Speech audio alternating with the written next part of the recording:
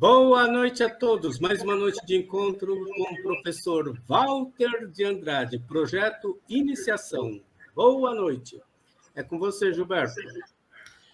Olá, boa noite. Estamos ao vivo, mais um projeto Iniciação, aqui nesse sábado à noite com o professor Walter. Segundo programa, né? Já começamos aí o ano todo, segundo programa do projeto Iniciação, mas o canal está funcionando aí a todo vapor, temos bastante atividades. Então, vamos nessa aí. Boa noite, professor. Bem-vindo. Boa noite, meu irmão Gilberto Cartilha, meu irmão Carlos Nascimento, Eduardo, Daniela. Boa noite para todos os irmãos que estão aqui presentes, né? Nos assistindo no dia de hoje, né? E devemos dizer aqui que o nosso programa chama-se Projeto Iniciação, justamente levando em conta que, nós sempre dizemos, né? Os seres humanos têm muitos projetos na vida, né? Projetos familiares, projetos econômicos, projetos culturais, uma série de projetos, né? Então, mas, fundamentalmente, o projeto mais importante que um ser humano tem para realizar na face da Terra é o projeto Iniciação. O que significa o projeto Iniciação? O autoconhecimento. É o mais importante. É o mais importante de todo o trabalho que qualquer ser humano possa fazer na face da Terra. Então, é por isso que o nosso programa chama-se Projeto Iniciação, através do canal Conexão 3005. Esse encontro é destinado a dar a base filosófica e iniciática para aqueles que pretendem seguir o caminho da iniciação, né? A base que nós seguimos é sempre duas bases fundamentais. Os trabalhos iniciáticos de Helena Petrovna Blavatsky, fundadora da Teosofia, né? Sociedade Teosofia, e também os ensinamentos do nosso querido mestre, professor Henrique José de Souza, fundador da Sociedade Brasileira de Eubiose, né? Então, devemos dizer que o objetivo é a síntese do conhecimento a fim de propiciar aos pretendentes ao caminho da iniciação informações e valores importantes para essa finalidade. O encontro visa também propiciar ao participante que já esteja no caminho da iniciação a possibilidade de repensar tudo aquilo que foi aprendido e receber indicações para novas reflexões a respeito da sabedoria iniciática, né? A sabedoria iniciática é algo que está sempre através do autoconhecimento, deve ser sempre repensado, reanalisado, objetivando o crescimento interno, né? A outra finalidade do encontro também é propiciar a reflexão a respeito do momento evolutivo que a humanidade está vivenciando neste início do século XXI e início da Era de Aquário. Então, é claro que o nosso mestre diz: a nova civilização terá início de maneira suntuosa no ano 3005. Mas é claro que isso aí, o tempo não existe. O tempo é maia, né? É ilusão. Então, o que nós não devemos preocupar, que faltam 1000 anos para chegar isso que o nosso mestre nos indicou no ano 3005. O trabalho é já, nesse momento.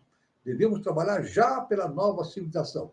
Então, isso é muito importante, então, esta finalidade que nós temos no desenvolvimento das ideias através do programa Projeto Iniciação.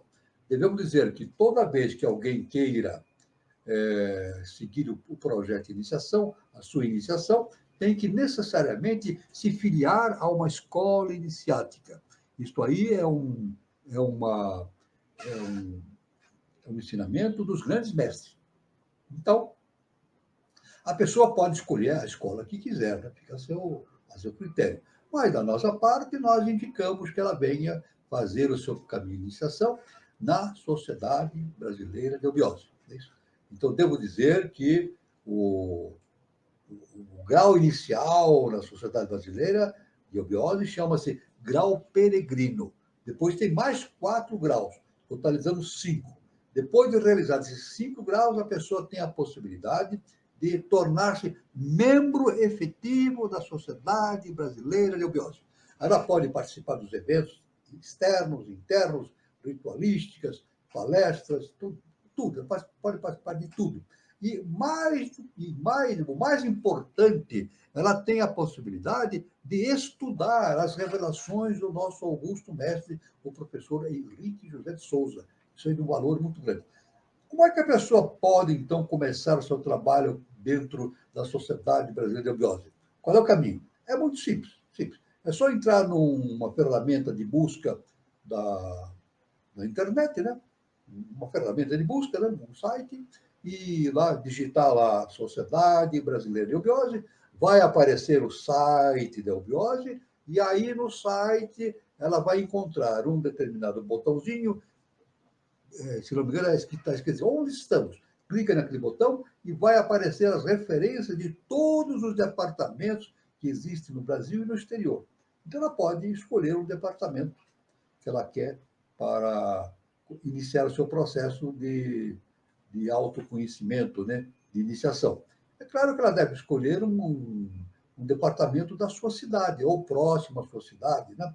Então, ela pode, mas no site tem lá a indicação, ela vai encontrar na cidade mais próxima da sua, onde ela se localiza, ela vai encontrar o endereço do departamento, o telefone, o site, o e-mail, né?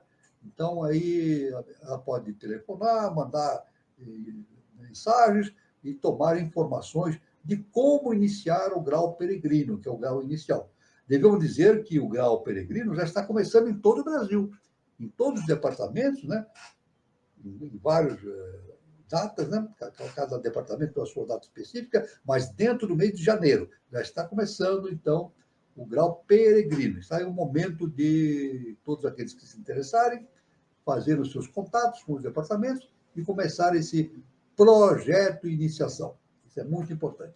Muito bem. Então, aqui no nosso encontro, nós sempre dividimos o nosso encontro em 3 partes. Uma parte inicial, onde eu trago uma série de informações dentro da iniciação, né? Da ciência iniciática, para discussão, uma série de informações, vamos passando, né? Depois, na segunda parte, atualmente, nós entramos no estudo da antropogênese, a cada programa nós vamos avançando, e na terceira parte nós abrimos para os comentários gerais de todos, né? Então, todos podem participar, fazer perguntas, dar a sua opinião e assim por diante. Então, é assim que funciona o nosso encontro aqui, todo sábado. Muito bem. Então, nós vamos ver aqui, inicialmente, vamos inicialmente aqui começar com a abordagem a respeito de muitos assuntos importantes, né? Isso dentro da linha da ciência iniciática das idades, né? Vamos ver aqui um termo que fala-se muito no mundo, né? Paz. Paz. O que é paz? Isso é uma coisa muito importante a ser discutida, né? Eis aqui como o Bhagavad Gita. Bhagavad Gita é um livro iniciático na Índia, né? Extremamente importante e que todos que estão no caminho da iniciação devem ler. Não uma vez só, muitas vezes, várias vezes, para fazer reflexões profundas a respeito desses ensinamentos. Então, no Bhagavad Gita, expressa a maneira de conseguir o sossego, a tranquilidade, a paz de ânimo, virtude, e por ser de tão alta estima, a Igreja Romana considera como um dos frutos do Espírito Santo. Então, o Bhagavad Gita, ele dá, isso em todo o seu contexto, ele dá justamente esse caminho para a pessoa atingir a sua paz interna. Sua paz interna, né? Consegue a paz aquele em cujo coração extingue-se os desejos. Como os rios perdem-se no mar, o qual, embora cheio, jamais transborda.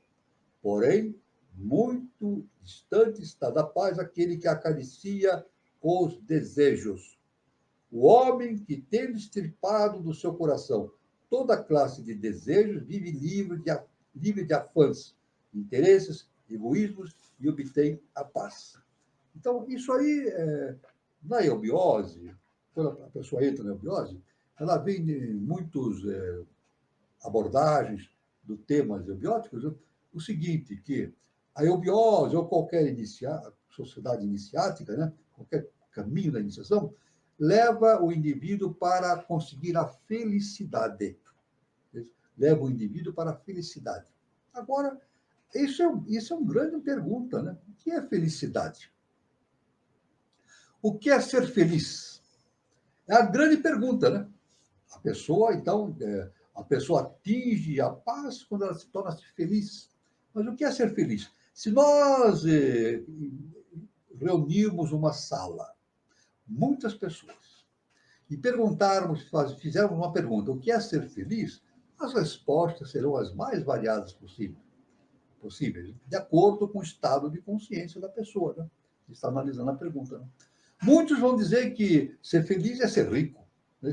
Outros vão dizer ser feliz é ter poder. Outros vão dizer ser feliz é ter amigos, ter uma família, né? Isso é muito por ter família. Outros dizem assim, ser feliz é ter cultura. Né? Então, cada um vai dar uma noção de felicidade à maneira do seu estado de consciência. Né? Do seu estado de consciência. Né? Mas a questão toda, como diz o Bhagavad Gita, é justamente a superação do desejo. Do desejo. Né? Eu devo dizer que um grande ser, né, que foi Leonardo da Vinci, né,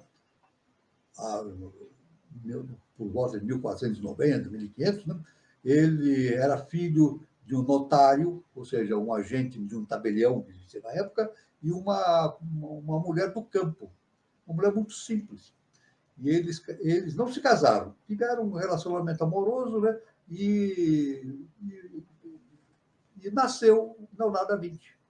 O pai do Leonardo da Vinci nunca admitiu publicamente a paternidade dele, nunca admitiu. Não abandonou o filho. A história, as indicações dizem que o pai não abandonou o filho, mas nunca admitiu publicamente ser o pai de Leonardo da Vinci. Leonardo da Vinci viveu numa zona agrícola, né? Bem simples, com a mãe, né? Onde se plantava coisas, né? Se colhia, vendia, né? Então, era uma vida bastante simples, né? E Leonardo da Vinci alega que ele era desprezado pelo seu, apesar de ser um gênio, né? Um dos maiores gênios da humanidade, ele era desprezado pelo fato de ser pobre. Olha só, Leonardo da Vinci conta essa história. Ele era desprezado pelas pessoas, apesar da sua genialidade, pelo fato de ser pobre. Então, uma das suas expressões mais fantásticas, que a gente, quando estuda a vida de Leonardo da Vinci, a gente encontra esse ponto. Ele afirmou o seguinte, veja bem, olha só o que Leonardo afirmou. Ele disse, não me despreze porque eu não sou pobre, eu sou rico. Leonardo da Vinci falou que ele não era pobre, ele era rico. Aí ele disse assim, eu sou rico porque nada preciso. Eu não preciso de nada. Não é verdade? Então, essa é a riqueza interna. A riqueza interna do indivíduo não é ter aquilo, ou ser aquilo, ou estar numa situação. A felicidade do indivíduo é justamente não precisar de coisa alguma. Ou seja, coisa alguma fora de si. Olha só, ele tem tudo dentro de si mesmo. Então, a felicidade do indivíduo e a paz interna é justamente a ausência dos desejos. Porque o indivíduo que não tem desejos, ele tem tudo dentro de si mesmo. É isso? Então, isso aí significa o processo do autoconhecimento. Isso aí Leonardo da Vinci deixou bem claro, né? Deixou bem claro, né? Então, agora veja bem, tal é a meta da condição divina, conforme o Bhagavad Gita. O Bhagavad Gita cita isso, né? Esse é o caminho, né?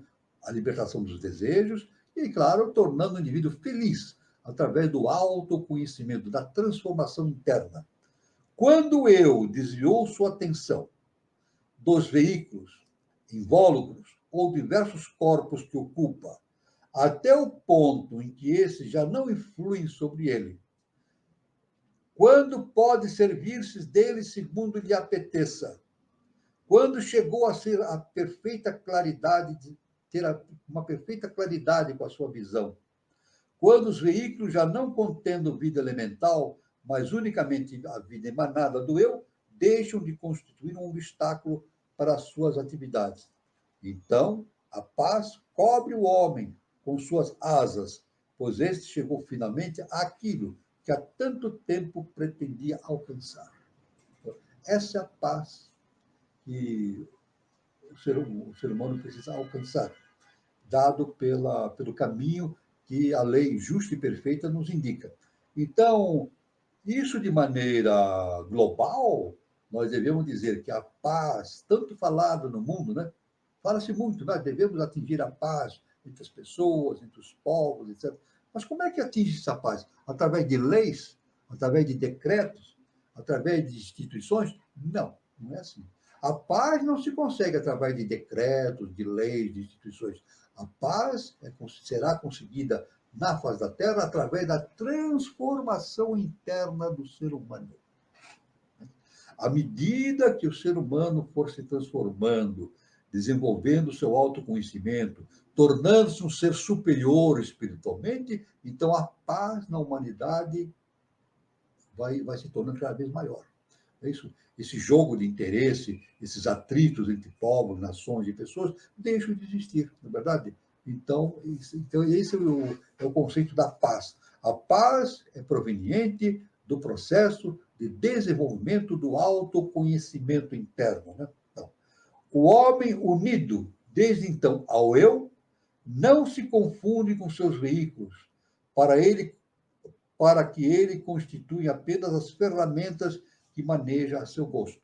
Então, o seu corpo, a sua alma, a sua personalidade, apenas são ferramentas que ele utiliza para o seu desenvolvimento, mas não representam o fundamento do seu comportamento. Então, o ser humano realizou esta paz que reside no coração do mestre. A paz daquele que domina em absoluto todos os seus veículos e que, por conseguinte, é o senhor da vida e da morte. Então, ter a paz é dominar todos os seus veículos, começando pelo veículo físico, né? E o veículo astral, mental e assim por diante, né? O domínio de si mesmo, né? Conhecer a si próprio. A união, aliás, por isso que Jesus, né? Jesus, o Cristo, nos deixou bem claro, né? Conhecereis a verdade e a verdade vos libertará. É isso? Então, a religião não fala disso. A religião comum não fala disso. Entendendo o que Jesus nos falou, o que é conhecer a verdade? É conhecer o Deus que existe dentro de nós. E Jesus falou, vós sois deuses. Então, conhecendo o Deus que existe dentro de nós, Jesus disse, então, que essa verdade nos liberta. Que liberdade é essa? Que liberdade é essa que Jesus nos falou? Do que nós nos libertamos? A resposta pela ciência iniciática é muito simples. Nós nos libertamos de nós mesmos. É uma autolibertação. É a superação da nossa personalidade e atingir o estado do adeptado. Então, o ser humano passa a ser um ser super-humano. Porque nós somos seres humanos? Não somos seres humanos. Estamos passando pela experiência humana. Né? O nosso destino é atingir a casa do Pai. Por isso que Jesus falou, a volta à casa do Pai. Mas para atingir a casa do Pai é necessário o conhecimento interno, o conhecimento da verdade, ou seja, o conhecimento do Deus que existe dentro de nós. Todos nós temos Deus dentro de nós, vivo, permanente, mas nós nos esquecemos disso. Então, nós temos que relembrar esse Deus através do processo da iniciação. A união da vontade individual com a vontade una, a fim de servir à humanidade, é para nós um objeto 100 vezes mais apetecível do que todos os bens da terra. Então, a união de todos, justamente fazendo a glorificação e o surgimento da paz universal, é o que há de mais importante que um ser humano pode fazer na face da Terra. Ou seja, não viver isolado dos demais seres, mas, ao contrário, tornar-se uno com eles, identificando-se com eles, com os mesmos. Não querer alcançar sozinho a paz e a felicidade e dizer com o Buda. Dizer conforme o Buda falou: jamais gozarei sozinho a paz final, ao contrário, em todas as partes, e sempre sofrerei e lutarei até que a humanidade a alcance comigo. Então, esse foi um dos ensinamentos de Siddhartha Gautama. Siddhartha Gautama disse que ele no seu processo de autorrealização, de iluminação, ele poderia deixar a Terra e ir pelo universo infinito. Ele teve essa, por lei, ele tinha essa possibilidade de sair da Terra e ir para o universo infinito e seguir seu caminho. Mas ele não fez isso. Ele disse que ele ficaria na Terra até ver pelas costas o último ser humano saindo do reino terreno em direção do mundo divino. É isso? Isso coincide perfeitamente aquilo que Jesus, o Cristo, nos disse, né? Ele disse assim: estarei convosco até os últimos dias. É isso? Então, é por isso que Jesus está conosco, Buda está conosco, todos os grandes mestres ascensionados estão conosco, dentro do seu plano, evidentemente, ou então projetados através de seus tulcos, mas nos dando a possibilidade de entender, de receber informações importantes a respeito da consciência cósmica, da consciência universal e assim por diante. Isso é muito importante no processo da iniciação, mas nada acontece por acaso. Não estamos sozinhos. Os mestres estão sempre ao nosso redor. Agora, a questão é nós enxergarmos o mestre. Não é verdade? A questão toda é evoluirmos, desenvolvendo o autoconhecimento para enxergarmos os mestres que nos rodeiam. Então, nos aproximaremos da divindade e percorreremos o caminho seguido por todos os grandes seres e nos daremos conta de que a vontade que a ele nos conduziu é bastante poderosa para sofrer ainda, para lutar mais ainda, até que o sofrimento e a luta tenham finalmente cessado para todos e que todos gozemos da paz infinita. Aí está. Então, todo o processo de volta à casa do Pai, de volta às instâncias superiores, é justamente o desenvolvimento interno, justamente o projeto de iniciação, o autoconhecimento. Por isso que conhecer a verdade é fundamental. Conhecer a verdade é conhecer o Deus que existe dentro de nós. Ele reside dentro de nós. Então, está algo muito importante a respeito dessa questão do autodesenvolvimento. Um outro significado, um outro termo, um outro assunto muito importante que nós queremos abordar aqui e que faz parte também deste caminho para atingirmos a paz nossa, a paz planetária e a paz universal, é justamente dito pelos antigos daquilo que aconteceu durante a Idade Média, chamado pedra filosofal. É isso? Ou, no latim, lapis philosophorum. No latim fala-se assim, lapis philosophorum, ou pedra filosofal. Ou seja, a pedra dos filósofos. A pedra filosofal é a pedra dos filósofos. Termo místico pertencente à alquimia, e que não tem significado muito diferente daquele que geralmente se lhe atribui. Então, isso foi muito importante durante a Idade Média. Né? Até hoje se tem muita dificuldade para o entendimento dessa questão toda, né?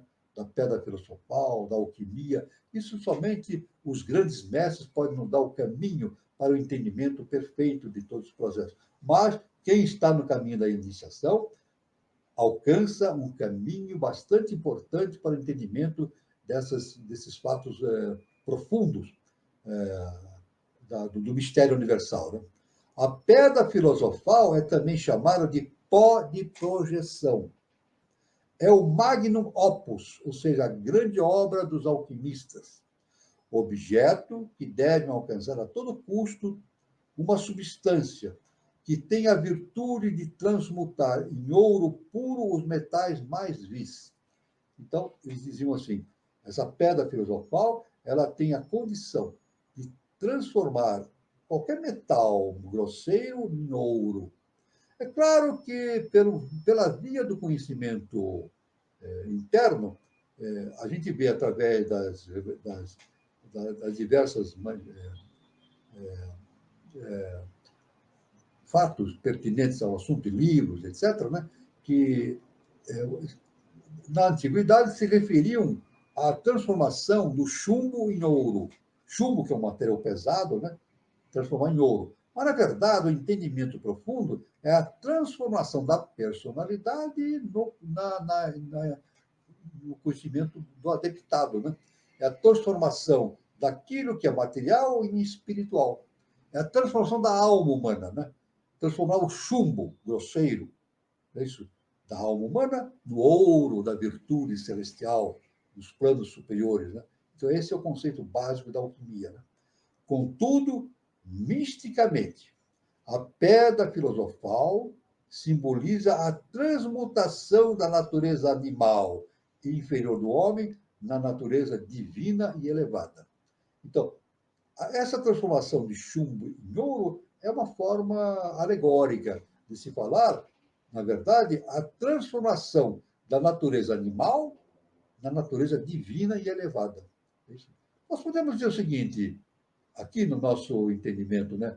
É a passagem da terceira dimensão para a quarta dimensão e passagem para a quinta dimensão. É o que o planeta Terra está passando no atual estágio evolutivo. Nós, aqui, o planeta Terra está caminhando para a quinta dimensão. A terceira dimensão é o mundo animal. É isso. A quarta dimensão está ligada com a personalidade, né? O quaternário, né? Da personalidade. E a quinta dimensão está relacionada justamente com a realização interna do ser humano, o adeptado. E a Terra está passando, isso fala-se muito hoje na internet, né?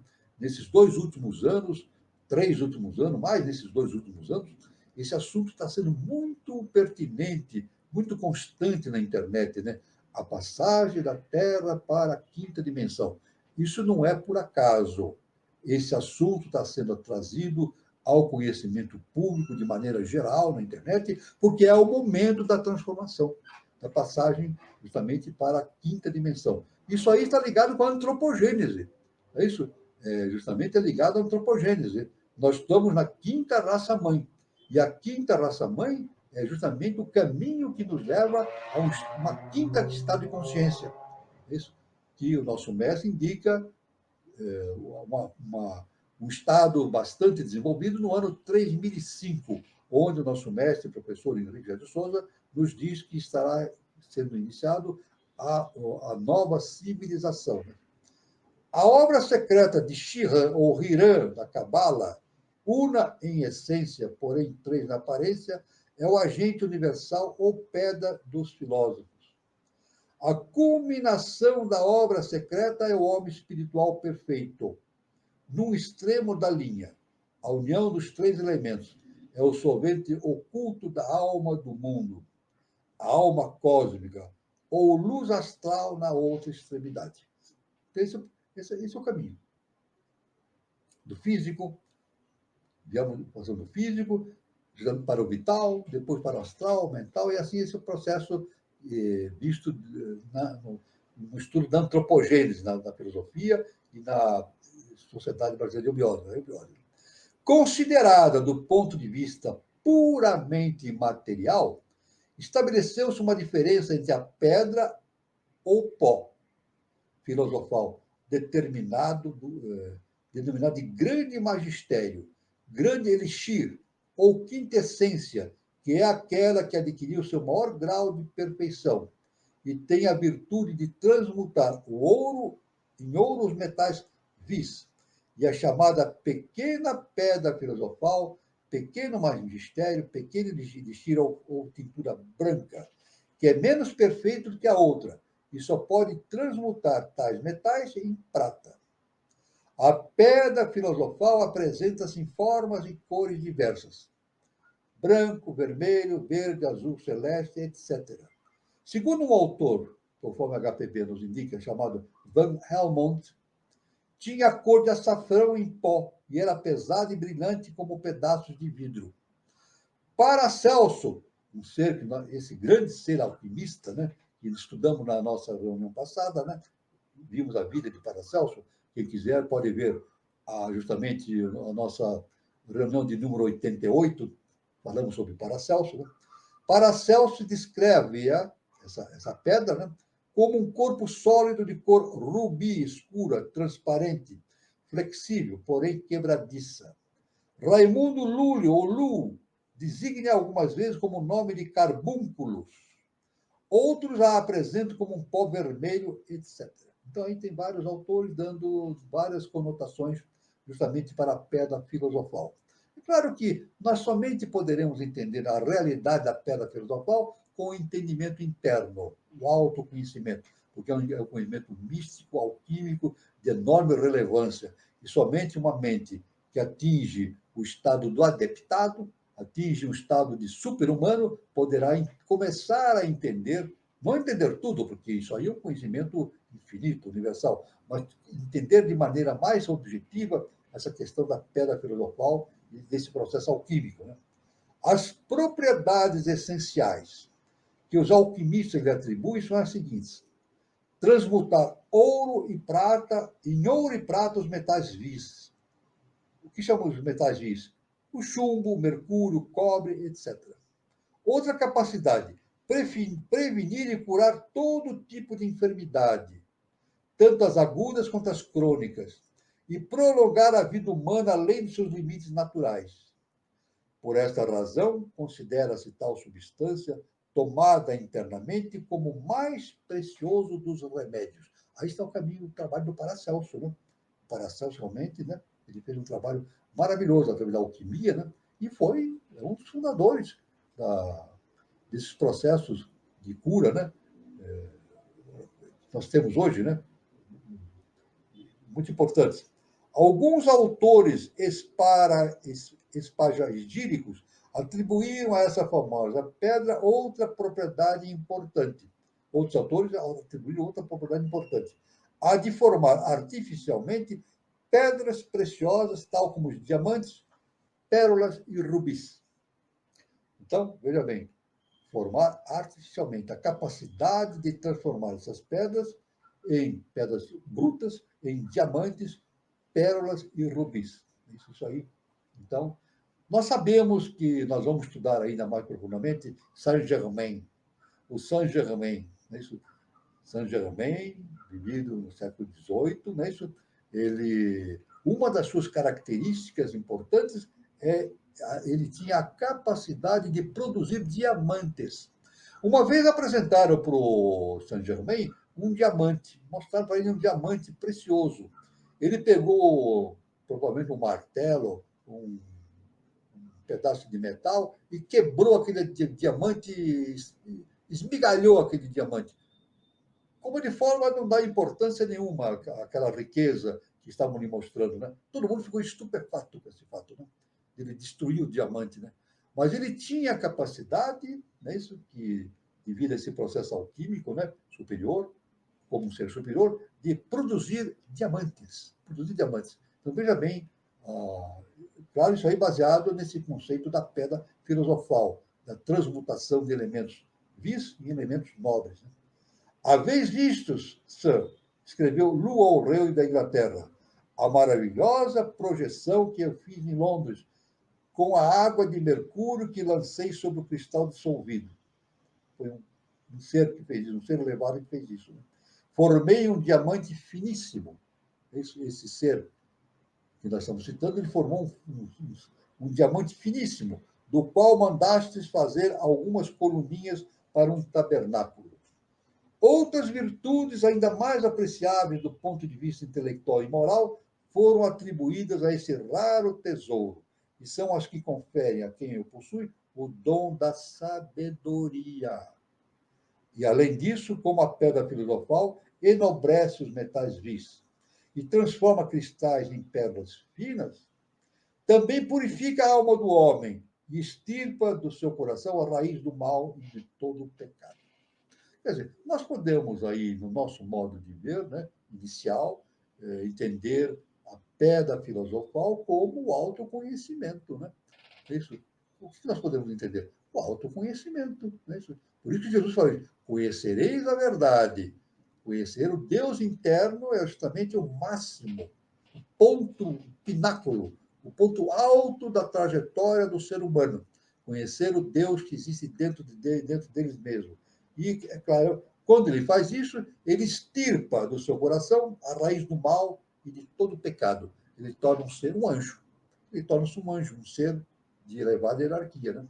Além do adeptado, o adeptado não é o final.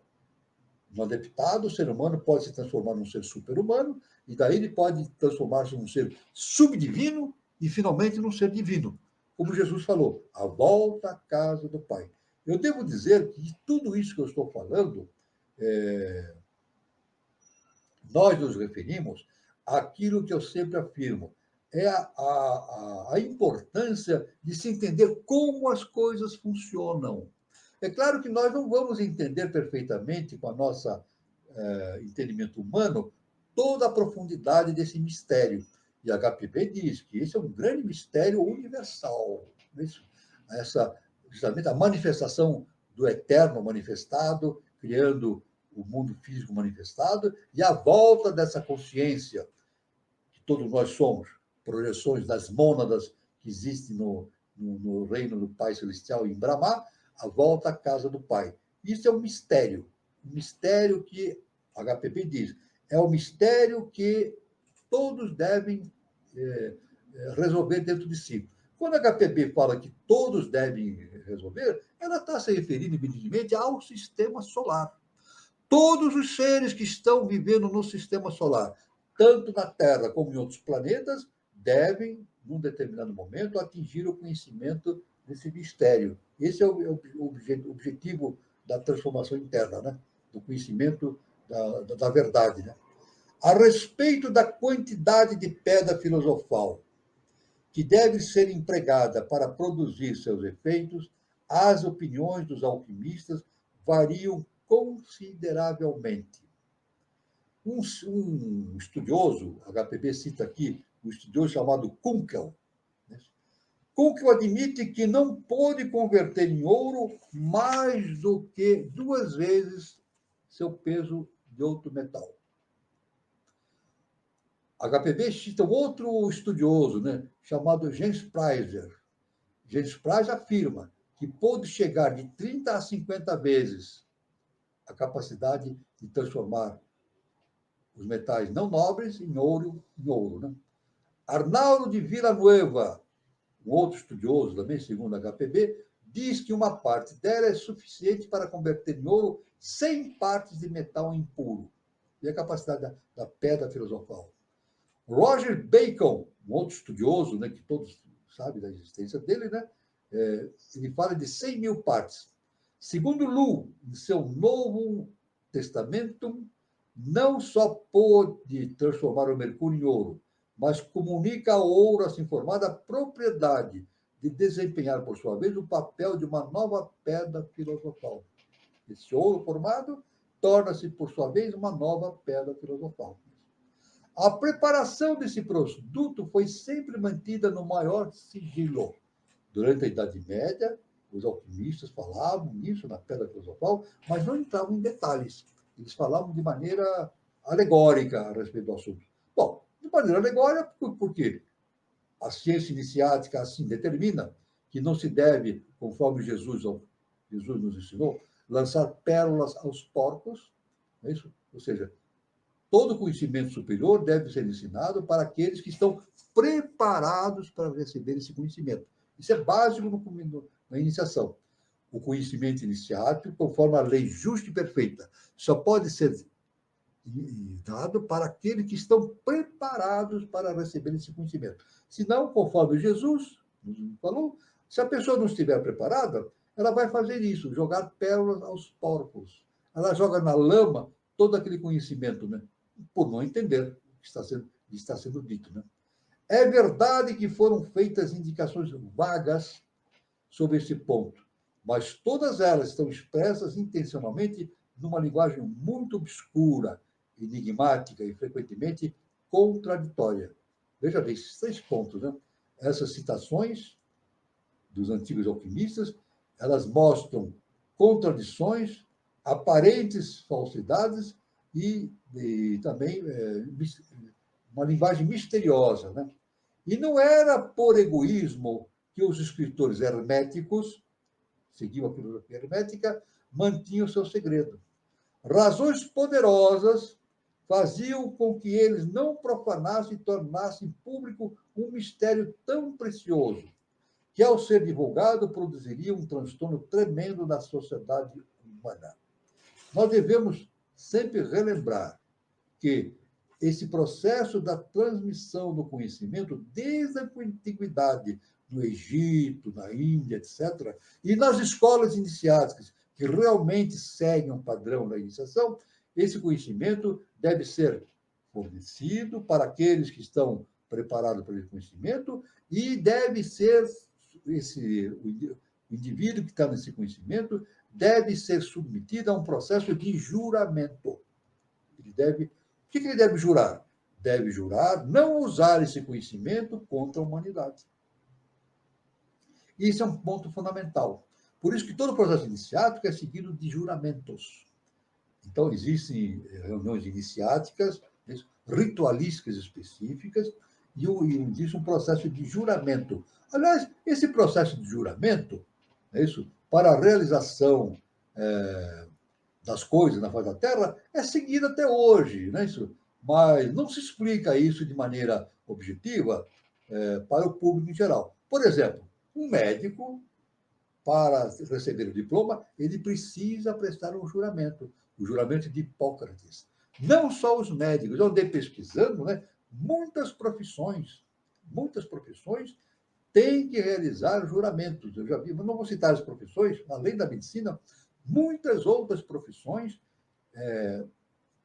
diante da universidade, quando ele vai receber o diploma, ele tem que fazer o juramento de utilizar aquele conhecimento somente para o bem da humanidade. Veja bem, isso não é difundido, mas desde a antiguidade isso era seguido, esse processo. Por exemplo, no Egito, na antiguidade, se o indivíduo fosse ensinar um método profissional para um discípulo, ele imediatamente ele só passaria esse conhecimento se o discípulo se dispusesse a prestar um juramento de fidelidade à justiça, de usar somente aquele conhecimento para o bem da humanidade. Que nem o nosso mestre afirma, nada acontece por acaso. Então, muitos desses conceitos que nós temos hoje na universidade, muitos não, todos, são frutos desse arcabouço, desse conteúdo de iniciático vindo lá de eras muito remotas, do Egito, da Índia, e, evidentemente, antropogeneticamente falando, provindo da Atlântide, da Lemúria. Então, isso não está por acaso, isso são conhecimentos que vêm de geração em geração, se propagando, e dando a capacidade de que o ser humano se incumba de produzir fatos importantes para a humanidade. Não é a questão, por exemplo, a gente pode imaginar, Vamos imaginar o seguinte, o indivíduo se forma em física, vamos imaginar o seguinte, o indivíduo forma-se em física, em qualquer universidade. Depois ele forma-se em física nuclear, estuda e vai fazer bomba atômica. É um erro, É um erro, na verdade. A humanidade está sujeita a isso, Quantos físicos, indivíduos que estudaram física, atômica, etc., produzem arsenais de bombas atômicas, não é isso? Hoje não está tão assim, mas durante a Guerra Fria nós tivemos um confronto entre os países, e foi iminente uma guerra atômica, entre os países, entre as nações. Hoje, essa possibilidade está reduzida. Eu acredito que não existe ainda essa possibilidade iminente, porque a própria lei universal, justa e perfeita, lançou mecanismos importantes no seio da humanidade para conter esse ímpeto destrutivo dos seres humanos que querem destruir a humanidade. Aliás, nós podemos ver que Nós temos aí um livro chamado Exilados de Capela, de Edgar Armand, muito conhecido pelos espíritas, né? Que conta justamente o degredo de seres que habitavam um planeta que gira, ainda gira, está girando lá ao redor de uma estrela chamada Capela, né? E muitos seres que lá produziam guerras atômicas, produziam bombas atômicas, foram degradados desse planeta do sistema de Capela e trazidos para a Terra, para a sua regeneração. E dentro do Espiritismo é contado, e nós sabemos, pela ciência iniciática, que muitos seres, uma grande parte desses seres conseguiram a regeneração, se transformar, e hoje são seres de elevada consciência espiritual. Isso porque isso é um processo cósmico. A divindade sempre dá oportunidade para a evolução. Conforme Jesus, o Cristo, o grande mestre Jesus, o Cristo, nos ensinou que Deus é amor e perdão. Deus perdoa sempre. Deus perdoa sempre. Isso.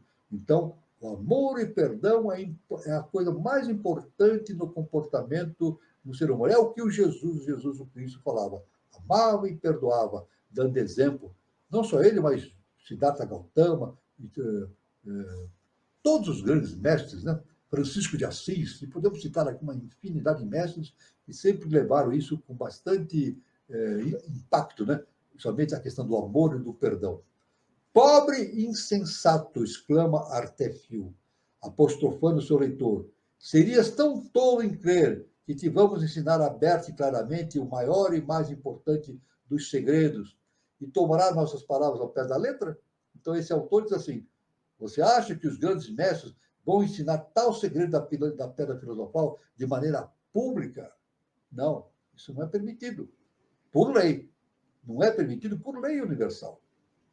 Esse conhecimento tem que ser levado para as mãos, para as mentes daqueles que têm condições de utilizar esses conhecimentos para fins pacíficos, nobres, altruístas.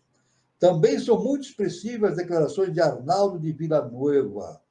Oculta este livro em teu seio, diz, e não o ponhas em mão dos ímpios, porque encerra o segredo do segredo de todos os filósofos.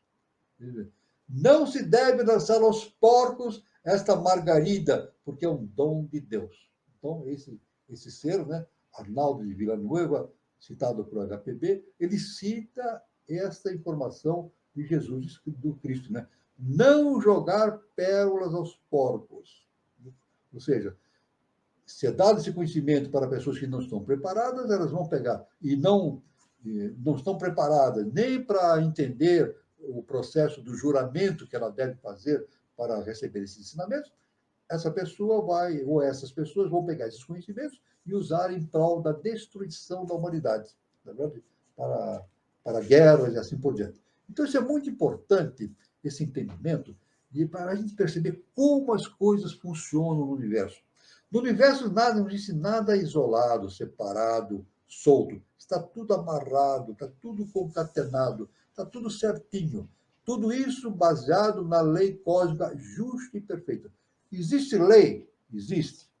Eu pergunto, existe lei na face da Terra? Existe. Existe a lei cósmica justa e perfeita.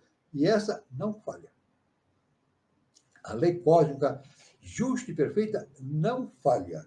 E a base dela é o amor e o perdão.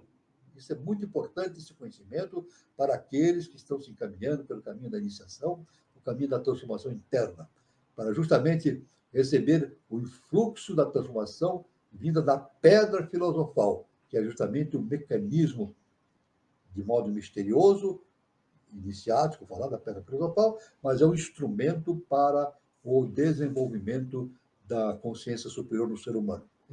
Então, está algumas importantes informações a respeito da pedra filosofal. É claro que esse assunto é extremamente vasto. Isso aí, se a gente for estudar, pretender estudar em grupo esse assunto, isso dá margem para muitas reuniões, cursos, palestras, porque o assunto é infindável, né? Aí nós vamos encontrar inumerável quantidade de autores que falam sobre o assunto, mestres e assim por diante, né? Isso é muito importante, então, esse conhecimento, né? Então, Uma outra coisa que, em seguida, nós vamos falar aqui um outro termo, antes de começar na antropogênese, um nome muito importante que a HPB nos indica, que é o Penates. Penates, chamado espíritos dos elementos do fogo, igualmente conhecido pelos nomes de diabinhos, duendes ou aparições. Penates, então, são elementais. Podem produzir ruídos, manifestações físicas, lançar pedras e outros fenômenos desta índole. O que existe de modo visível e palpável para nós no mundo material, existe também visível e palpável no firmamento, o mundo da mente, dos espíritos elementais da natureza. Então, veja bem, os espíritos elementais da natureza, os penates, são a causa, o motivo de todo o processo de transformação da Terra. O nosso mestre, professor Henrique Souza, ele diz que esses processos de erosão, processos de terremotos, esses processos de maremotos, né, isso, invasão, esses movimentos, ciclones, isso, movimento das marés, isso, tempestades, tudo isso é produzido por elementais. Os elementais produzem isso. E quando o indivíduo torna-se um ser elevado, ele tem a capacidade de dominar os elementais. Dominar os elementais. É por isso que Jesus, o Cristo, estava no barco com os discípulos e houve uma tempestade. Isso está no Evangelho. Houve uma tempestade muito grande, né?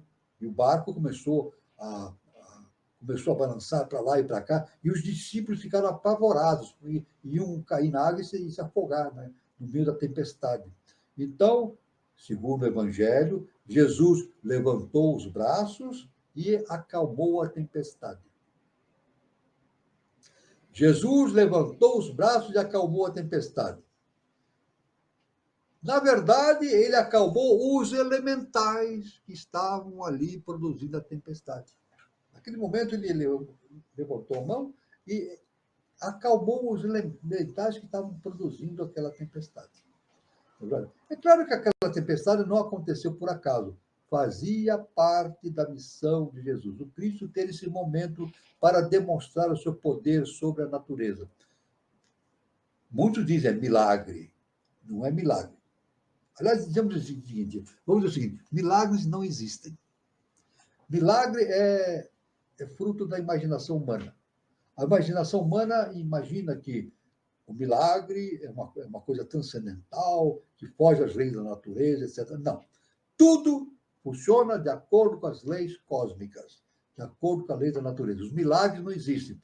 Agora, existe, sim, determinados fatos que acontecem por ação de uma mente superior. Um mestre, um ser de hierarquia, que age sobre os elementais, sobre os agentes da natureza, produzindo fatos importantes citados na literatura, né? Não só evangélica, como em outras literaturas. Né? Aí tem Jesus fazendo a ressuscitação do morto, né? É isso? Ele ressuscitou um morto. Dizem que era milagre. Mas, se a gente for no Evangelho, não é isso? Lázaro, né? Ele ressuscitou Lázaro. Mas no Evangelho está escrito assim. Veja bem. A irmã de Lázaro, Maria, chegou para Jesus e disse: o meu irmão está morto. É isso? Aí então, Jesus falou: não, ele não está morto, ele apenas dorme. Jesus está no Evangelho. Ele falou: ele não está morto, ele apenas dorme. É claro que nós podemos entender que esse cidadão, ele estava imobilizado já na tumba mortuária, porque ele estava com problema de saúde, né, que o imobilizou. E Jesus foi lá e regrediu esse estado, nesse colapso em que ele estava submetido, né, e o retornou à vida. Mas, na verdade, ele não, se a gente entender bem, como Jesus falou, ele não estava morto. Está no Evangelho. Não estamos falando isso ao léu. Está no Evangelho. Jesus falou, ele não está morto, apenas dorme. Não é verdade? É claro que ele não iria ressuscitar um morto, porque aí realmente é quebrar a lei da natureza, né? Ressuscitar um morto. Mas ele pode, evidentemente, ressuscitar. Aliás, ele fez com uma menina também, que estava num transe cataléptico, né? Ele fez ela retornar também ao estado são, né? De vida comum, né? Então, não só o Lázaro, como uma menina também, né? Então, Jesus tinha essa possibilidade de agir no mundo hiperfísico, através de veículos específicos, incluindo os elementais, e produzindo aquilo que se chama milagre, né? Então, Penates são os deuses domésticos e tutelares dos antigos romanos. São geralmente confundidos com os deuses lares ou domésticos, e também com os cabires, pois, segundo Macróbio, foram transportados por Dardano da Frígia para Samotrácia, e, segundo se conta, Enéas transportou-os de Troia para a Itália. Estes deuses da Samotrácia eram chamados de grandes deuses, bons deuses e deuses poderosos. Então, está, então, algo importante que nós queríamos falar a respeito dos Penates. Bom, nesse ponto aqui, nós vamos, aqui, nesse momento, vamos nos reconduzir ao que a gente vem sempre falando, na segunda parte da nossa programação, a respeito justamente da antropogênese. Vamos continuar mais um pouco falando sobre antropogênese. Aqui, vamos ver aqui. Deus, a síntese, foi quem presidiu os gênios e se converteu no primeiro pastor e chefe dos homens. Os senhores da sabedoria trouxeram frutas e grãos de outras esferas para benefício da raça que eles governavam. O primeiro uso do fogo, a domesticação dos animais, o plantio dos cereais e das ervas foram conhecimentos transmitidos pela hoste santa. Então, veja bem, nesse processo de antropogênese, muitas coisas que nós temos na Terra foram trazidas de outros planetas, porque existe uma evolução planetária, né? De planeta para planeta no sistema solar. É isso. O trigo, veja bem, uma informação da ciência iniciática. O trigo jamais foi encontrado em estado silvestre, né? Ele não é um produto da Terra. Isso na eubiose a gente estuda, o professor nos indica isso. O trigo foi trazido de Vênus pelos seres de hierarquia. É isso. Tanto que na Terra nós não encontramos uma plantação de trigo na mata. Alguém sai pela mata e encontra trigo nascendo ao léu? Não, não existe isso. O trigo, quando se encontra trigo, ele foi plantado por alguém. Então, não existe uma plantação de trigo crescendo aleatoriamente, como mato, né? Como capim. O trigo não cresce como capim. Ele tem que ser plantado por um ser humano. Porque o trigo não é da Terra, foi trazido de Vênus, conforme o conhecimento da iniciação. O Zohar diz que os formosos Alai não eram culpados, porque se misturaram com os homens mortais, porque foram enviados à Terra com esse objetivo. Então, existe essa transmigração planetária, uma transmigração planetária justamente nesse projeto evolutivo, né? Explica ainda que os Exus, homens espíritos, vires espirituais, agora que os homens já não podem vê-los, ajudam os magos a produzir, com suas ciências, homúnculos, os quais são homens inferiores, sob a forma gasosa ou etérea. Seu chefe, Azazel, que nada tem a ver com Satã, mas isso é um mistério. Azazel e sua hoste são o Prometeu hebreu, os encadeados à terra durante o ciclo de reencarnação. Azazel é um dos chefes dos anjos rebeldes e ensinou os homens a fabricar espelhos mágicos. Isso. Então, é claro que na Bíblia diz que a queda fala sobre a queda dos anjos. A queda dos anjos a gente entende como justamente o grupo luciferino. Lúcifer e as hostes luciferinas, que é citado no Antigo Testamento como a queda dos anjos. Ou seja, a descida de consciências superiores para dar aos habitantes da Terra a possibilidade da inteligência. Esse foi a origem da inteligência do ser humano. A doação da capacidade do funcionamento da tríade superior. A Mazarak instruiu os bruxos. A Mers explicou a magia. Barcaial a astrologia. Aquibel, o significado dos portentes e signos. Tamiel, a astronomia. E Azaradel ensinou o movimento da lua. Esses 7 foram os primeiros instrutores do quarto homem, quarta raça-mãe. Então, esses seres superiores instruíram os homens da quarta raça-mãe nesses mistérios. E realmente a quarta raça-mãe, a quarta dimensão, realmente houve um grande desenvolvimento desses seres, né, Atlantes, justamente por influência desses ensinamentos trazidos de instâncias superiores para a face da Terra. Ela é a representação simbólica da grande luta entre a sabedoria divina e o seu reflexo terrestre, psique, ou entre espírito e alma, no céu e na terra. No céu, porque a mona divina tinha se desterrado voluntariamente dele, descendo a um plano inferior, com o objeto de encarnar, a fim de transformar o animal de barro num Deus imortal. Os anjos aspiram a ser homens, pois o homem perfeito, o homem-deus, está acima dos anjos. Na terra, tão logo o espírito desceu, foi afogado na confusão da matéria. Então, como as coisas funcionam? Essa ligação, a Terra está sempre em ligação com os planos superiores. É assim que as coisas funcionam. A Terra não está isolada. Existe uma subida. Né? Aliás, na Bíblia, Jacó viu a escada de Jacó.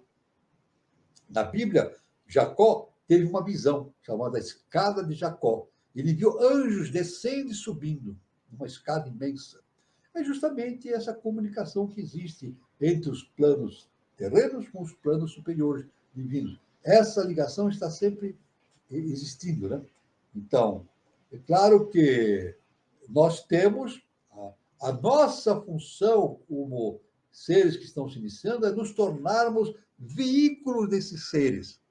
Qual é a função nossa no projeto de iniciação? É nos tornarmos veículos desses seres. Nós não sabemos nada. O ser humano não faz nada. Vem tudo projetado do mundo arquetipal. É isso? Tudo é projetado com arquétipos para a face da Terra. Tudo que nós temos na face da Terra é como Salomão falou, né, nos seus escritos, ele disse: não existe nada de novo sobre o sol. Então, o professor Henrique de Souza nos fala: nada acontece por acaso. Então, tudo é fruto da descida de arquétipos para o mundo terreno. E nós temos que nos tornar, cada vez mais, veículos dessas consciências superiores. Né? O que o clero de todas as religiões dogmáticas assinala como Satã, o inimigo de Deus, é, na realidade, o espírito divino mais elevado. Então, quando se fala a queda de Satã ou de Lúcifer, na verdade, é a descida de seres de um nível superior para a Terra para dar a possibilidade do desenvolvimento da inteligência do ser humano. Isso que aconteceu na Lemúria. Né? Na Lemúria, até meados da Lemúria, os lemurianos eram animais. Eles viviam apenas com a consciência instintiva. Quando, com a queda dos anjos, foi instituída o desenvolvimento da tríade superior, então aqueles seres animais, em meados da raça lemuriana, tornaram-se seres humanos. Então, isso que o nosso mestre ensina nos seus escritos. Quem criou a humanidade foi Lúcifer. Olha só que importante.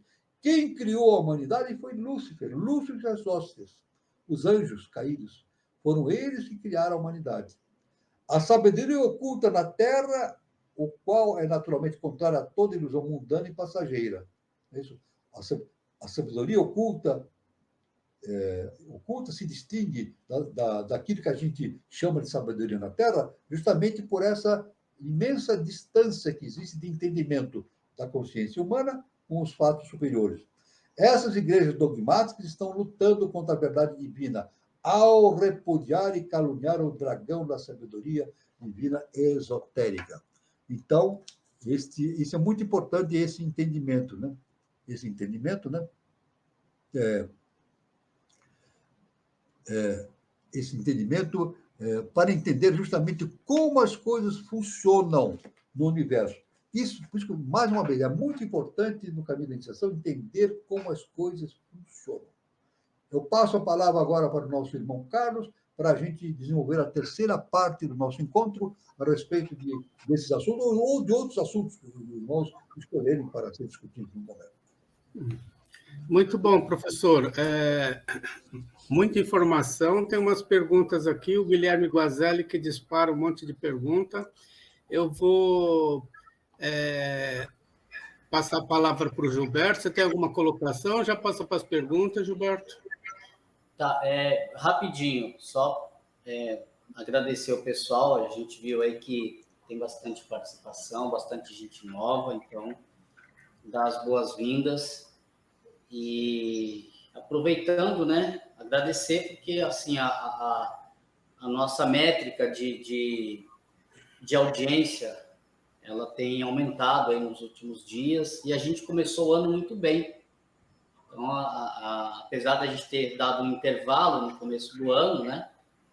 Então, nós começamos aí o ano muito bem. Então, agradecer a todos. Continuem.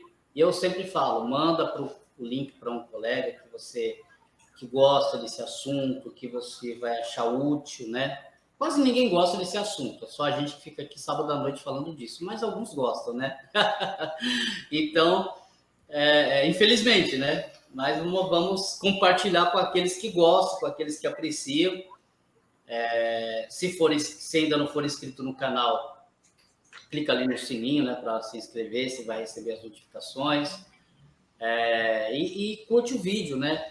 Assim, essas ações elas promovem aí uma ação no algoritmo, né? Aí da plataforma que acaba considerando o nosso canal relevante. E para finalizar, antes de passar aí para as perguntas, eu vou colocar o meu telefone e também o esclarecimento. O Guilherme Guazelli, no último sábado, ele havia deixado uma pergunta e foi bem na hora que a gente desligou. Ele tinha pedido o meu contato. Então, Guilherme, não foi... Foi na hora que você mandou, a gente desligou, tá? Então, não deixamos de responder por acaso, tá? Depois que a gente desliga, a gente não consegue voltar. E a gente não tem o contato, né, com as pessoas. A gente tem o contato aqui só no chat. As pessoas que mandam mensagem, tá? Então, estou esperando aí o seu contato. Pode entrar em contato comigo. Fique à vontade. Eu vou mandar aqui os dados, aliás, os meus contatos. E fico aguardando aí o seu contato. Tá bom, Guilherme? E é isso aí, Carlos. Vamos lá. Vamos lá. Então, tem uma pergunta, eu vou de trás para frente, do Guilherme. Fala, professor. Carlos, eu quero falar o seguinte, olha, houve uma pergunta aqui, não no programa, no outro programa. Isso. 87, né? Alguém fez uma pergunta, eu esperei que ele retornasse na vez passada para responder. Mas ele não apareceu nem na reunião passada, nem hoje. Né? Nem hoje. Então, eu esperei que ele voltasse para poder... Eu não vou falar o nome dele, porque não há necessidade. Mas ele fez a seguinte pergunta que ficou no ar, e eu quero responder isso. Né? Ele falou o seguinte: há referência nos escritos de Helena Petrovna Blavatsky sobre os seres agêneres? Isso. Se não há, é possível... Continua a pergunta. Se não há, é possível fazer uma abordagem sobre isso? Seriam camarupas? Estão em qual classe de elementares? Praticam o bem ou o mal? Então, o que eu quero agora é retornar esse assunto e responder essa pergunta sobre agêneres. O nosso irmão Carlos, naquele dia, né, no encontro retrasado, né, ele entrou na internet e encontrou uma resposta num site espírita, né, ligando justamente os seres agêneres com o processo de materialização. Então, isso, aliás, o Carlos até citou, nessa informação, diz que isso é citado por Allan Kardec, né? Allan Kardec no Livro dos Espíritos. Allan Kardec no Livro dos Espíritos. Muito bem.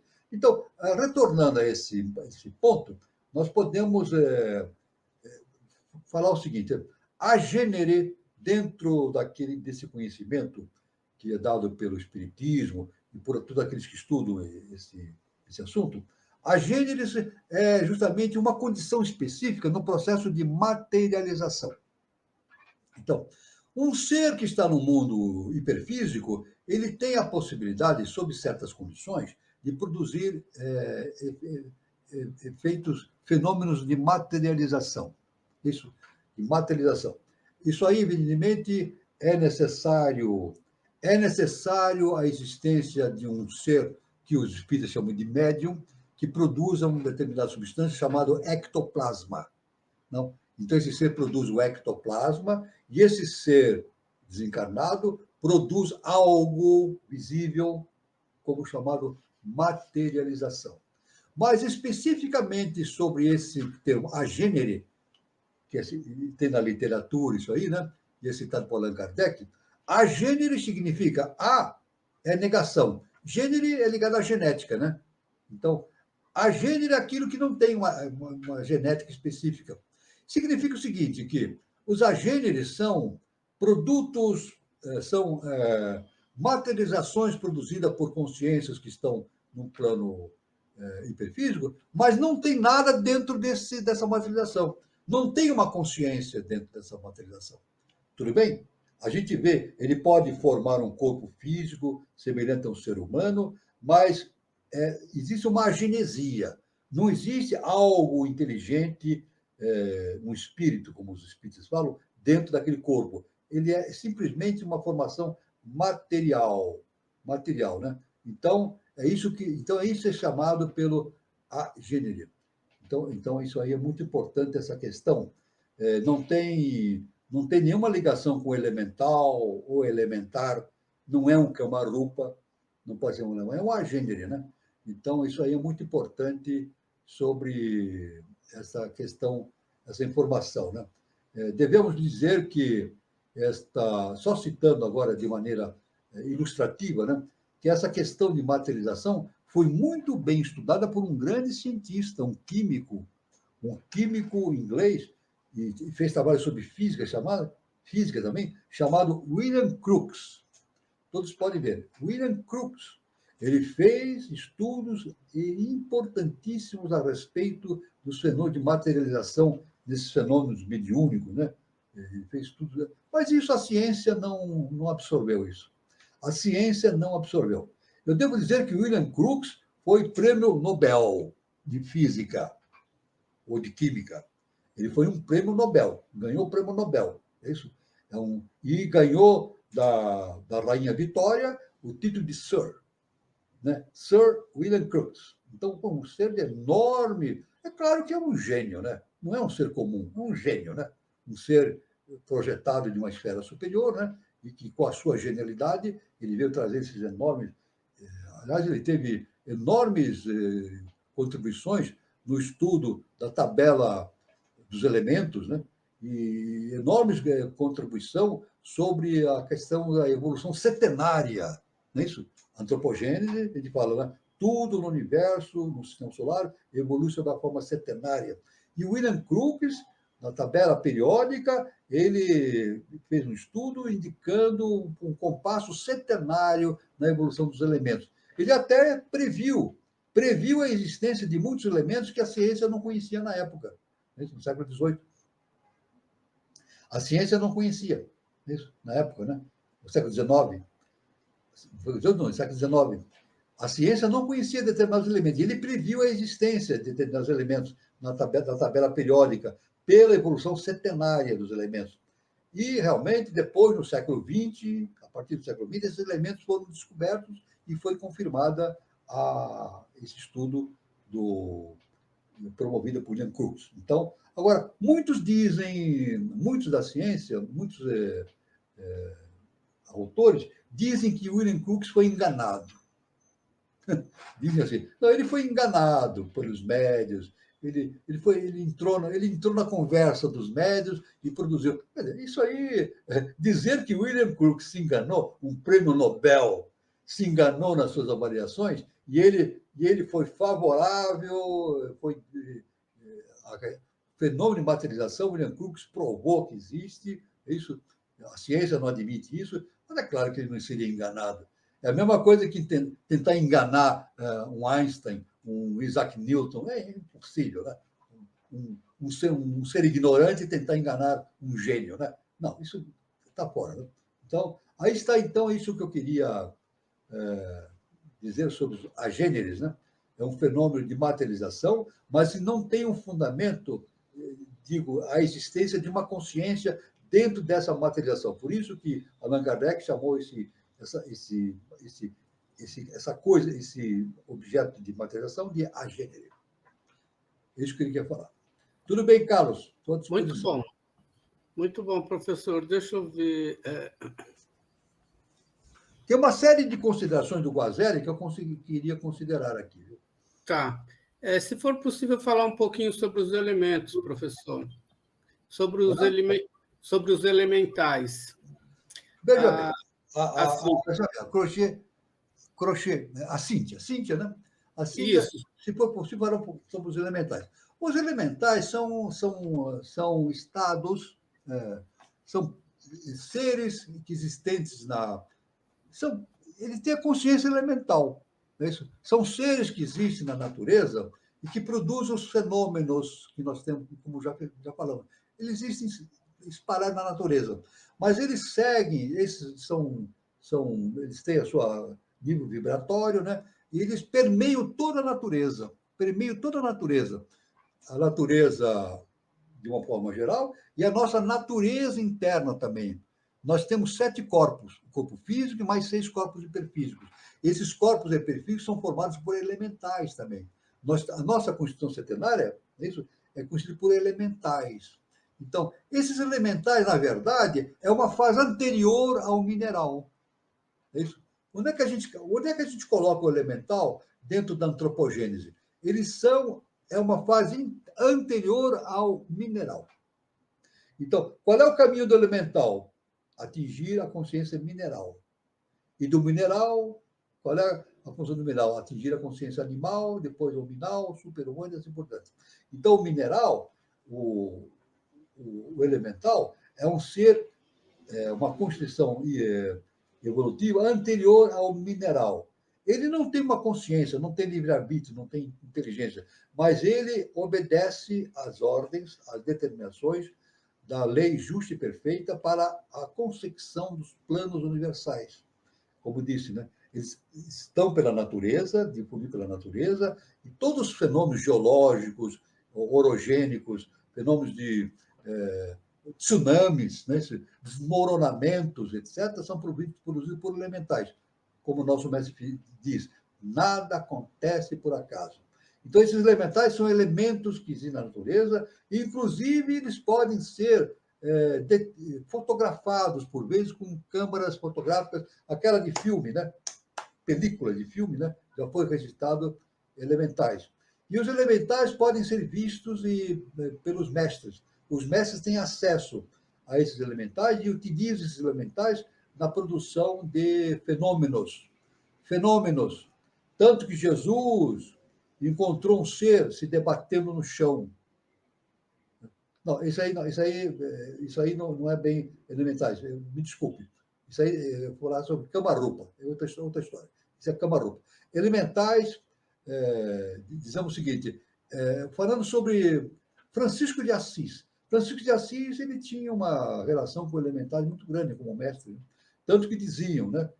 Faz parte da história de Francisco de Assis, que ele punha a mão no fogo e não queimava a mão, porque ele dominava o elemental do fogo.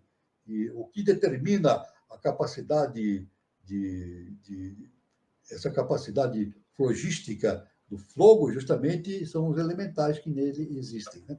Então, isso aí é possível. Então, os elementais são seres da natureza que estão a serviço da lei universal, são veículos da lei universal para a produção de muitos fenômenos. O fenômeno da reencarnação e desencarne dirigido, cercado por elementais. Os elementais, quando há fertilização dentro da mulher, há uma união do corpo vital, do ser que está reencarnando, com o embrião. Então, são os elementais que fazem isso, essa união. Os elementais estão presentes. E no momento do desencarne, os elementais também estão presentes para fazer o desencarne. Ou seja, nada acontece por acaso. Tudo acontece por ações de veículos. São veículos da divindade, no seu plano específico de entendimento, mas os elementais não têm inteligência. Eles não têm inteligência, eles recebem informações, né, e cuidam da natureza. Cuidam da natureza. Eles cuidam das plantas, cuidam dos minerais, cuidam dos animais e cuidam também das crianças.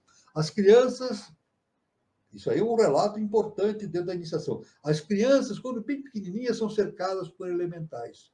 E uma coisa importante, as criancinhas veem os elementais.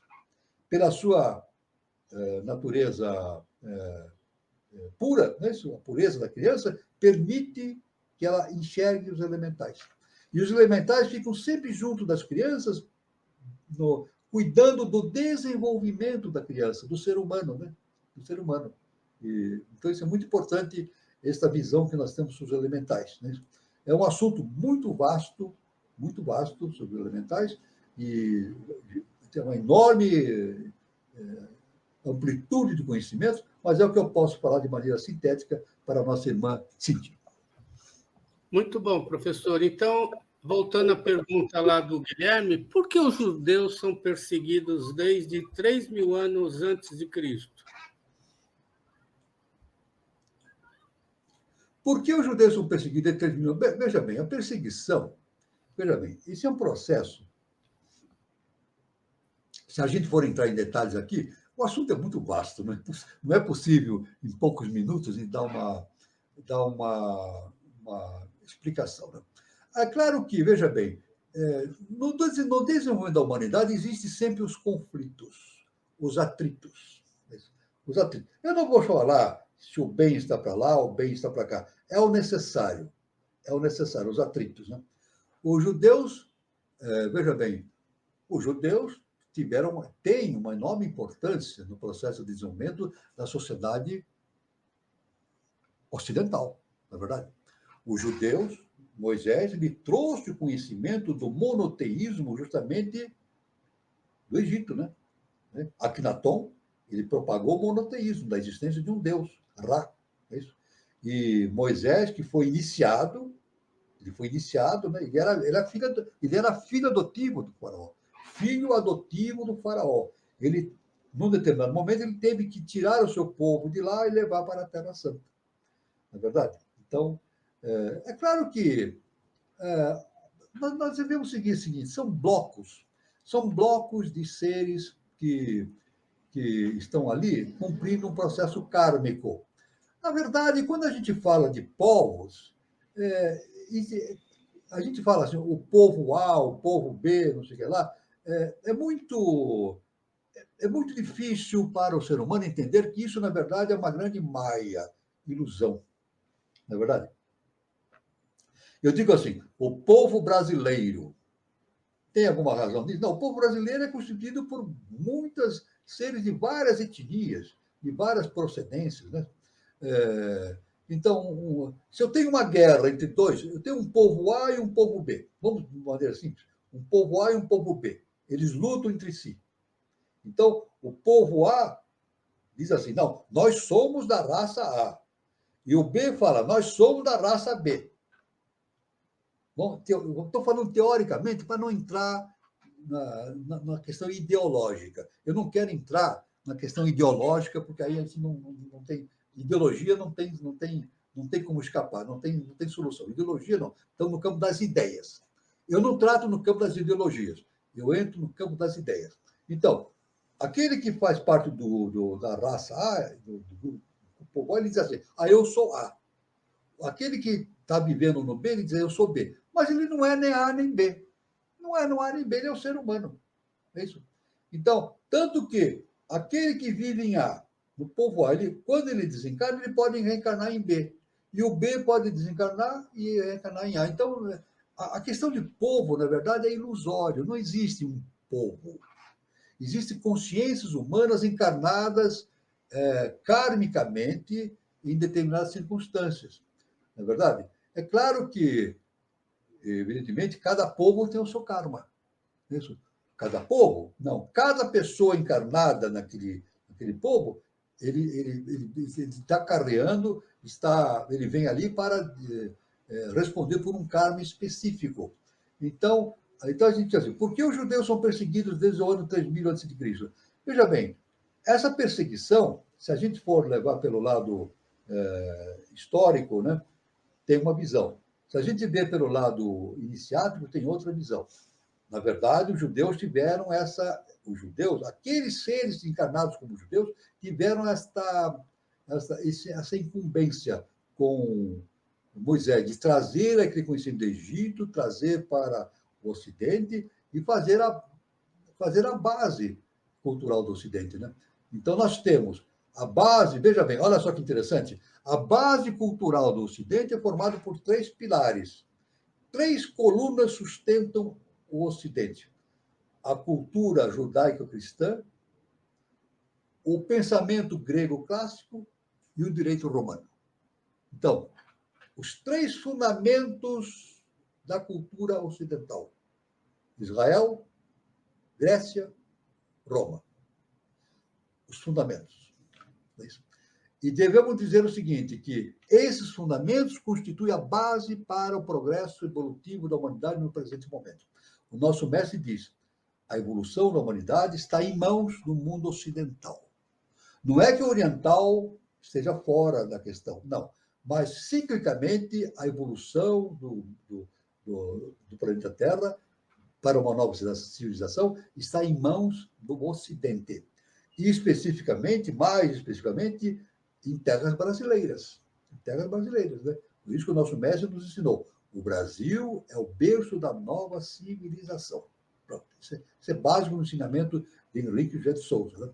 Então, a gente, ao analisarmos essa questão da perseguição de determinados povos, a gente tem que entender como as coisas funcionam. Existem processos kármicos intervindo nessa questão toda. Existem processos ligados à relação entre bem e mal, que não é a relação entre bem e mal, é o necessário, mas cada um está no seu momento exato,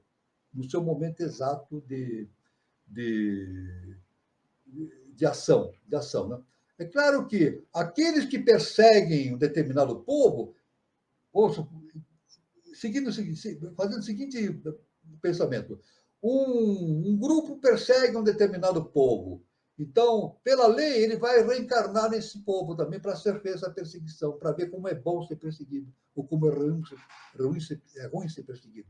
Então, tudo, na verdade, esse jogo todo é um jogo kármico. Se a gente vê pelo lado kármico, a história é outra.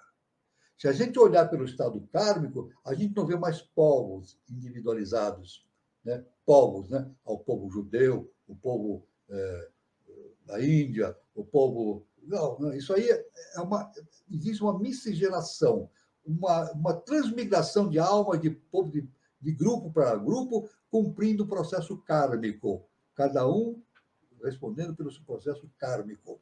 Então, isso é muito importante. É um assunto dificílimo de se entender e de se discutir. É isso? Então, mas se a gente entrar pelo processo comum de entendimento, né? Pelo processo comum da ideologia, se entrar no processo da ideologia, a gente não sai. O mundo da ideologia é uma coisa que não sai daqui, fica girando da ideologia. A ideologia é o mal da humanidade. Toda ideologia é uma coisa horrível. Qualquer ideologia não leva a lugar algum. Eu vou repetir. Qualquer ideologia que exista não leva a lugar algum, só leva ao karma. A ideia não, a ideia é universal. Então, nós temos que entender a ação do povo judeu, isso é um determinado momento evolutivo da humanidade, mas todos estão integrados nesse processo. É isso? Então, não adianta chamar povo A, povo B, povo C. Os seres humanos fazem a sua transmigração de povo para povo, dependendo do processo kármico envolvido. É isso que eu posso responder para o nosso irmão Azelli, porque a resposta é uma resposta complicada, porque envolve o entendimento justamente da lei de ação e reação, da lei do karma. Nossa, professor, a gente está estourando o horário, mas ele faz uma pergunta: quem rege os elementais? A circunstância atual, professor? Não, os elementais são regidos pela lei cósmica. Os elementais são veículos. Os elementais são projeções do cosmos, e eles realizam o seu processo veicular. Eles são veículos da divindade. Como é que a divindade age no mundo mineral, vegetal? ordinal, na parte biológica, através dos elementais. Então, é isso, assim que a divindade faz. Os elementais, o que são elementais? São, evidentemente, circunstâncias atuais? Não, são veículos da divindade para a realização do projeto evolutivo na face da Terra.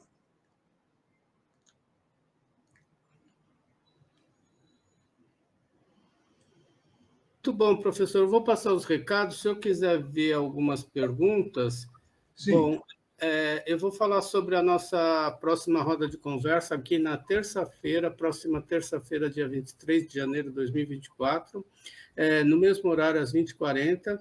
O canal Conexão 3005 tem como tema da sua roda de conversa Monumento Eubiótico, livro arquitetônico. Então, quem vai falar sobre o tema é o Mário Cambaúba e Ana Paula Cambaúba, lá de Cuiabá, Mato Grosso. Um monumento no centro da América do Sul que vale por um livro arquitetônico que, ao exaltar a paz, o amor e a sabedoria, também descortina os valores da boa nova para a humanidade do terceiro milênio. Então, o tema é muito interessante, vale a pena vocês participarem, terça-feira, dia 23 de janeiro de 2024, no mesmo horário, às 20h40. Os mediadores, Daniela Troncoso e Eduardo Nunes.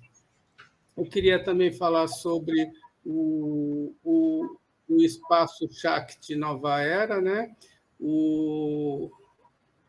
O Centro de Terapias Holísticas, Espaço Shakti Nova Era, que tem a sua matriz lá em São Lourenço, sul de Minas Gerais. Quem estiver passando por São Lourenço, chegue no endereço lá da Shakti Nova Era, Praça Helena Jefferson de Souza, 38, anexo 1, São Lourenço. E para mais informações, temos o WhatsApp, prefixo de São Lourenço 35, 997566874, e o Instagram, @ShaktiNovaEra. Lembrando que temos filial em Brasília, no departamento da Eubiose de Brasília, e 2 em São Paulo, no departamento de Santana e no departamento do Sumaré. Então, quem estiver passando por São Lourenço, quem estiver nessas cidades, prestigiem. Eu também queria falar também sobre o curso peregrino.